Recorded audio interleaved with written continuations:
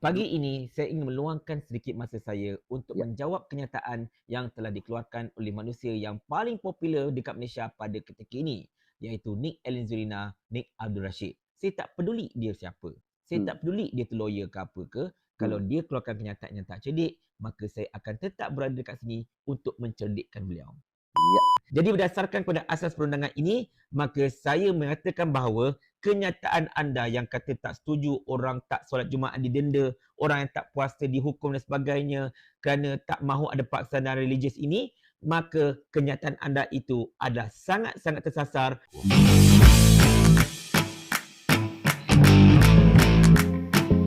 Assalamualaikum, jumpa lagi di channel Bang Napsir Official. Apa kabar, friend? Insya Allah sehat selalu.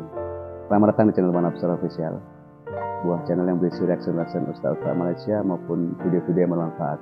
Dalam beberapa hari ini ada satu isu yang saya dengar, ya, eh, mengenai Nick Elin.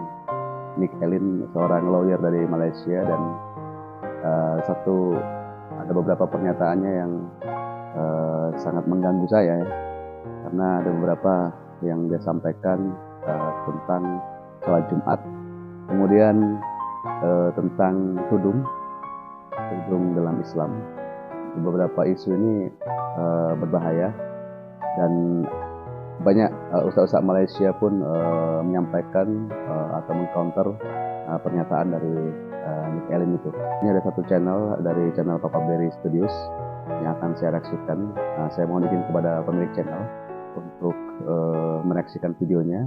Judul videonya, tak sepatutnya agama itu dipaksakan. Papa Berry sekolahkan Nick Elin. Saya doakan Papa Berry Studios diberikan keberkahan, ya kan, ya. Oke, friend, tak usah bang masa, jom kita tonton videonya.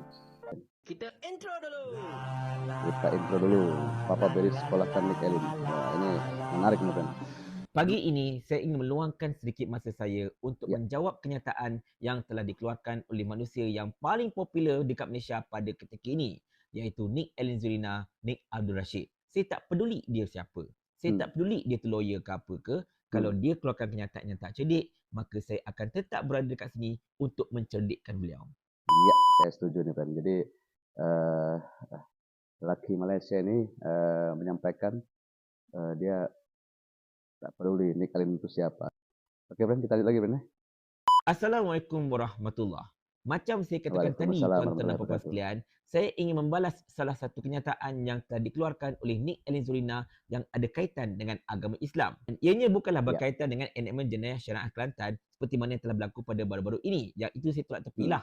Saya nak jawab kenyataan beliau seperti mana yang telah tertera dalam podcast ini. Because dalam Quran tak ada pun kalau you tak pergi sembahyang Jumaat you Oh, kena denda ke sebat ke, itu tak ada dalam ini. Quran. Itu semua adalah because you tak puasa ke, you tak sembahyang ke.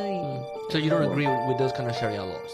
No, you bahaya have nih. the Sharia laws, but why punish orang yang there's no such thing as forced belief. Minta maaf tuan-tuan dan puan Ini sekalian, yang video bahaya. itu saya cuba dapat sekerat itu saja.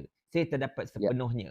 Tetapi saya rasa walaupun sekerat itu saja videonya, saya rasa kita semua boleh faham dah apakah konteks mm-mm. perbincangan mereka dalam podcast tersebut. Dan saya tak tahu podcast Betul. ini baru ke, lama ke, apa ke, lantak pi. Sebab kenyataan itu saya rasa tak ada siapa balas lagi, saya nampak. Jadi saya kena buat satu tanggungjawab saya untuk membalas kenyataan Nick Elliot itu. Sebelum itu, tuan-tuan dan puan sekalian, sebelum kita pergi lebih lanjut dengan topik kita ini, saya dapati ada sebilangan anak-anak papa yang dok mainkan Nick Elliot ini merupakan ahli muafakat nasional. Pertamanya, Hmm. muafakat nasional yang dimaksudkan itu bukanlah muafakat nasional PAS dan UMNO. Sebaliknya, muafakat nasional yang dimaksudkan ini ialah satu NGO yang diketuai oleh Tan Sri Anwar Musa dan difahamkan Tan Sri Anwar telah menjemput Nick Elin untuk menjadi ahli NGO tersebut dan beliau terima. Tapi yang paling penting dekat sini tuan-tuan sekalian, saya tak peduli Nick Elin itu ahli muafakat nasional ke, ahli PAS ke, sesiapa pun, kalau dia keluarkan kenyataan yang tak cerdik, saya akan sekolahkan dia. Saya tak Wah, taksub pada mana-mana parti, saya tak taksub pada mana-mana pemimpin dan yang paling penting sekali, saya tidak taksub kepada kawan-kawan. jadi orang ini memang tak ada kepentingan. Dia tak peduli siapa itu Nick Elin. Tapi satu ya tadi yang saya mufakat nasional itu apa ya? Apakah organisasi ya? Mungkin nanti kalau ada yang tahu silahkan komen ya. Mufakat nasional itu bagaimana? Apakah mungkin organisasi ya? Mungkin di Malaysia ya. Kita lanjut lagi ya, Pen, ya. Siapa buat salah, saya akan tegur, saya akan sekolahkan. I don't care who you are. I don't care Balik who you pada are. isu kita, tuan-tuan dan puan-puan sekalian. Dalam podcast tersebut, Nin Elin ada sebut beberapa perkara. Yang pertamanya, dia tidak setuju sekiranya kalau orang yang tak solat Jumaat, yang tak puasa, mereka ini didenda dan dikenakan hukuman. Kerana bagi Nin Elin, kita tidak mahu ada satu paksaan dalam kepercayaan, paksaan dalam agama. Boleh faham benda tu Di sini kita akan cuba jawab satu persatu dan kita akan mulakan dengan benda yang paling besar. Dan saya juga akan cuba sedaya upaya untuk menjawab tanpa menggunakan dalil. Sebab saya tahu Nin Elin ini bukan orang yang akan terima hujah dalil. Dalil-dalil ni tak pakai. Sebab kalau dia pakai dalil-dalil, dia tidak akan mencabar 18 Enakmen Jenayah Syariah Kelantan itu. Dia tak akan cabar benda tu. Tetapi oleh kerana dia ni seorang lawyer yang tanpa fokus kepada undang-undang dan perundangan, maka saya akan cuba jawab daripada segi itu. Pertamanya benda paling besar. Dia tidak mahu orang kata apa, pemaksaan dalam beragama, pemaksaan dalam kepercayaan. Sebab dia kata kalau kita hukum orang itu tak solat Jumaat, hukum orang itu tak puasa sebagainya, benda itu macam satu paksaan dalam kepercayaan, paksaan dalam beragama dan sebagainya. Pertamanya, wahai Elin, sekarang ini tidak timbul soal paksaan. Ya. Sebab mana-mana tempat yang kita pergi pun, dia ada undang-undang. Saya ambil contoh mudahlah. Anda mungkin ada law firm ataupun mungkin anda bekerja dengan law firm mana-mana. Dalam law firm anda itu, ada atau tidak terdapat undang-undang dan juga peraturan law firm itu sendiri. Sebagai contohnya, datang kerja pukul berapa, balik pukul berapa, cuti boleh ambil macam mana, dress code kerja macam mana dan macam-macam lagi. Ada ataupun tidak. Kalau ada, kenapa Nik Elin kena ikuti segala undang-undang law firm tersebut? Kenapa Nik Elin kena patuh semua peraturan yang telah digariskan oleh law firm itu? Sebab Nik Elin telah berada dalam law firm itu sebagai ahli, sebagai pekerja atau mungkin sebagai salah seorang share partner apa-apa ke, maka dia kena ikut undang-undang law firm tersebut, tidak ada kompromi. Undang-undang is undang-undang. Betul atau tidak? Ataupun contoh lain, Nik Elin seorang peguam. Dia akan selalu datang ke mahkamah untuk menghadiri perbicaraan. Sama ada sebagai peguam atau sebagai pemerhati, wallahu a'lam bisawab. Tetapi dalam mahkamah ada dress code. Ada pakaian yang boleh dipakai, ada pakaian yang tak boleh dipakai. Jadi boleh ataupun tidak, Nik Elin. Sebenarnya Contoh, peguam itu apa ya? Nanti kalau ada yang tahu ya silahkan komen ya, peguam. Saya orang Indonesia aja saya tak paham bahasanya. Peguam itu apa? Nanti kita lanjut lagi ya. punya pergi ke mahkamah untuk menjadi peguam kepada seorang tertuduh, katakan dia pergi ke mahkamah dengan memakai seluar pendek, memakai singlet ataupun pakai tank top, pakaian yang boleh dikatakan tidak formal dan melanggar undang-undang mahkamah dalam bahagian dress code. Boleh atau tidak? Sudah tentulah tak boleh. Nik Elin kena pergi ke mahkamah ikut undang-undang mahkamah. Begitu juga dengan agama, Nik Elin. Agama ini terdiri dengan undang-undang. Bukan Islam sahaja. Setiap agama dekat dunia fana ini pun ada undang-undang mereka yang tersendiri.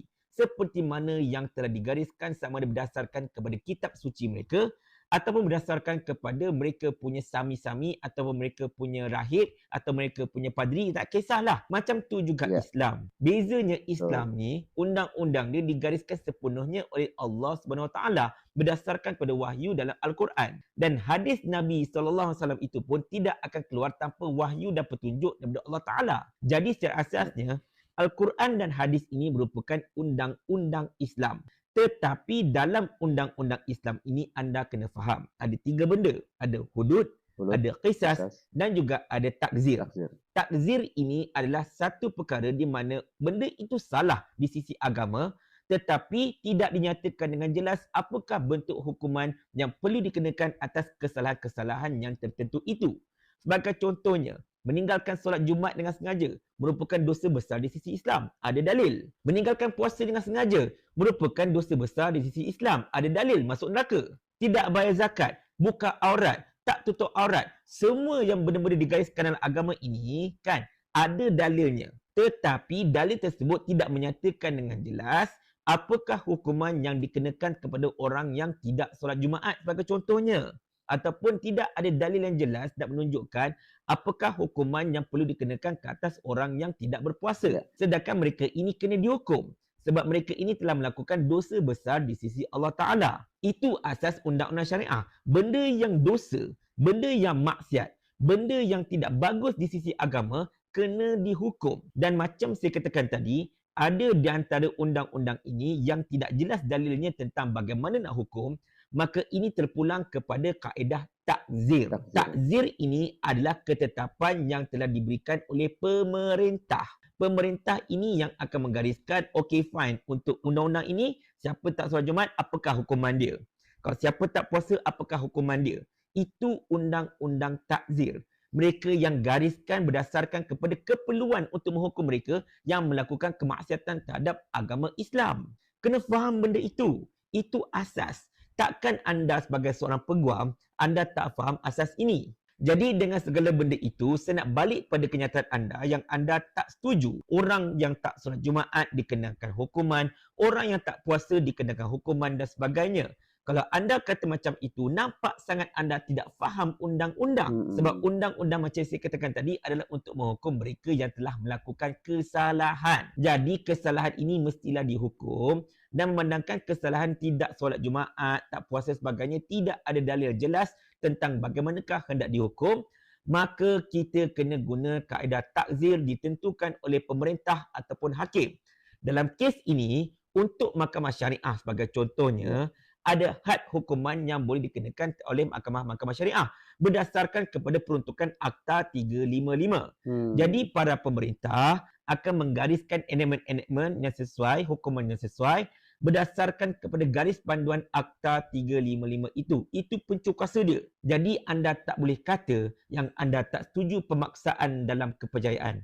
Sebab apa saja benda kat dunia ini, wa ima anda pergi dekat tandas awam sekalipun, ada undang-undangnya. Tak boleh kencing mencangkung dekat toilet duduk. Tak boleh kencing merata-rata. Kena kencing dalam lubang jamban. Jangan buang sampah dalam lubang jamban. Jangan conteng dinding. Jangan berak atas lantai. Itu undang-undang dalam jamban. Sedangkan dalam jamban pun ada undang-undang, apatah lagi agama. Jadi kepada Nick Elin, macam saya katakan, saya cuba untuk elak daripada menggunakan dalil secara sepenuhnya bagi menjawab kenyataan anda. Sebab saya tahu anda tak nak terima dalil. Anda cuma mau terima penjelasan yang logik dari segi perundangan. Jadi berdasarkan pada asas perundangan ini, maka saya mengatakan bahawa kenyataan anda yang kata tak setuju orang tak solat Jumaat didenda, orang yang tak puasa dihukum dan sebagainya kerana tak mahu ada pelaksanaan religius ini, maka kenyataan anda itu adalah sangat-sangat tersasar dan menampakkan anda begitu dangkal dalam memahami asas perundangan, terutamanya perundangan syariah Islam. Dan saya nasihatkan anda, Sepandai mana pun anda, belajar baliklah pasal undang-undang Islam. Belajarlah pasal fiqh dan sebagainya. Tetapi kalau anda memang dah belajar semua itu dan anda tetap menyatakan perkara itu, nampak sangat ilmu itu tidak menjadi berkat buat anda. Tetapi ilmu itu merupakan satu istidraj buat anda, di mana ilmu itu menyebabkan anda lebih jauh daripada Allah SWT. Bukan saya tuduh, tetapi itulah yang telah digariskan oleh ulama zaman berzaman. Anda tak nak dengar cakap saya? Suka hati anda, jangan sampai satu hari nanti orang-orang Kelantan datang hadap muka anda dan tanyakan soalan ini. Mau tak tuan hamba kalau hamba kirimkan ke akhirat? Itu tadi kan satu counter dari Papa Bedi Studios tentang Nick Elin yang hubungannya dengan mahkamah syariahnya memanas ya dalam beberapa hari ini. Dan menurut saya pribadi, hukum agama Islam telah jelas larangan meninggalkan sholat Jumat, dan itu tentu saja membuat dosa ya, membuat hukuman dan membuat termasuk kategori dosa ya dalam Islam.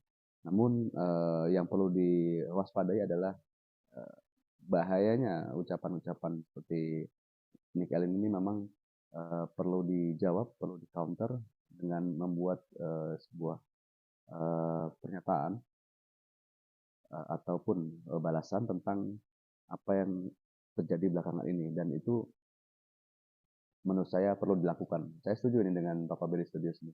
Dan hukum Islam telah jelas bahwa meninggalkan sholat Jumat adalah dosa, dan itu sangat jelas.